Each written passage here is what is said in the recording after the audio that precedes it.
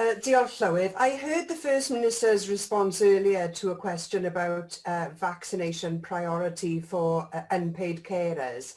I've had a number of people in the Rhondda who've contacted me saying that they are either unpaid carers or that they have underlying health conditions, but they haven't been put into the priority categories.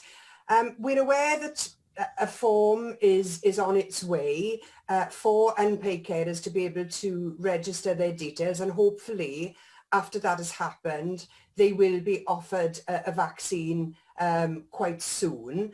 But can your government provide any more details or information to constituents who are concerned that they should be getting a vaccine but they're not? Can you clarify how they'll be identified and prioritised? And will a form be available to everyone who feels that they should be a priority but they haven't been classed as a priority for vaccination purposes? Well, Llywydd, we do have the statement from the Minister for Health and Social Services as the next item of business this afternoon, and that statement is specifically on an update on the vaccination scheme. So I know that this will be something which colleagues will be interested in hearing about and asking about during the questions following the statement.